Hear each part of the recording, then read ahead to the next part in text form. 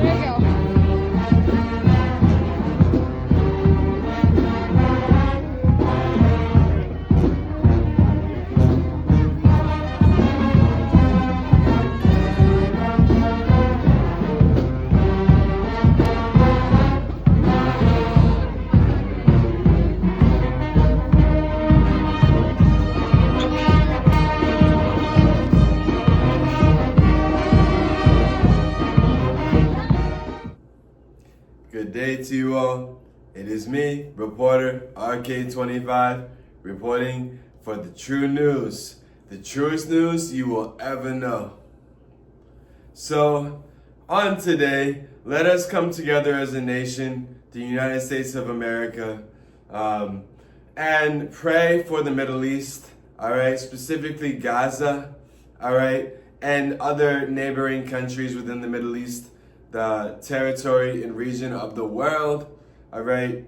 The U.S. is actually contributing, whether you know it or not, significantly to the unrest and financially to the genocide that is happening in the Middle East, all right? By way of Israel, all right?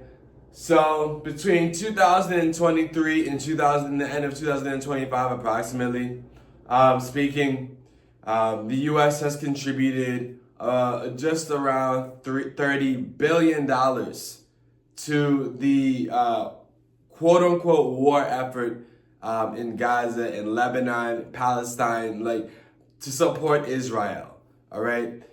If it wasn't for the U.S.'s financial backing of Israel, then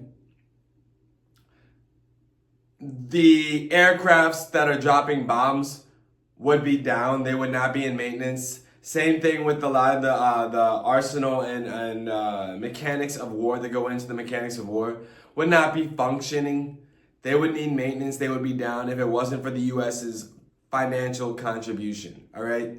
So I invite you to investigate what's going on in Israel, not so much, but what's going on in Palestine, Gaza, Lebanon, Yemen, Yemen, Yemen, you know, like look what's going on in the Middle East and see that there's a lot of innocent blood being shed right now and it is unfair. So let us pray.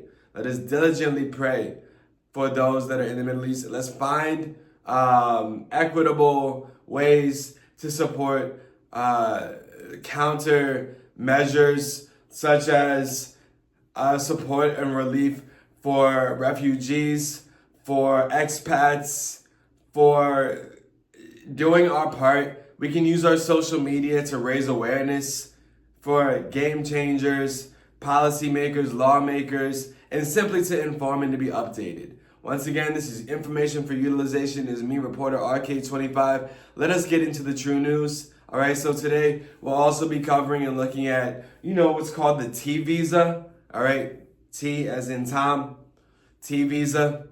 All right, for those that have been in situations of human trafficking, we'll evaluate what a TVISA is. And we'll be looking at the Buddhist monks once again and hearing from them and getting some information, you know, meditation for peace. This is what we can do. We can look forward to working together and putting forth our best foot forward and walking as one people towards a common good, a common goal of common good, you know, towards humanity, towards equity. So once again, it is me, reporter RK25. Pray for the Middle East. Over and out. Trafficking isn't always what you see in the movies. Many victims don't even realize that they were trafficked, but they may qualify for a TVISA without even knowing it. What trafficking really means, it's not just physical restraint. It often involves being forced to work, threatened, controlled, underpaid, or told that you'll be deported or harmed if you speak up. It can happen at work, through family, relationships, or informal arrangements. Many experience it without realizing that it has a legal name. Who the TVISA is for? It helps people who experience forced labor or exploitation and are now in the US. You don't need dramatic proof. What matters is what actually happened. Do you have to cooperate with law enforcement? Only if asked. Many approved cases never involve active investigations. What if it happened years ago or there's no evidence? There's no time limit. Trauma, fear, or immigration status can delay reporting. A truthful personal statement is often enough, and attorneys can help you tell your story. What the TVISA provides: legal status, work authorization, protection, safety, and eventually a path to your green card. He claimed that a 2-year-old came on to him. That is one of the most disturbing sentences that I have ever said out loud, and if you think it's bad already, wait. Richard Lee Bell tried to justify abusing a toddler by saying that she initiated it. Despite that, Travis County, Texas let him walk right out the door. By the way, make sure to hit that follow button because there's more to the story than I can fit in one video. So Richard, who was the mom's boyfriend, abused this child from the ages of 2 until 7. 5 years of trauma, grooming, manipulation, and fear.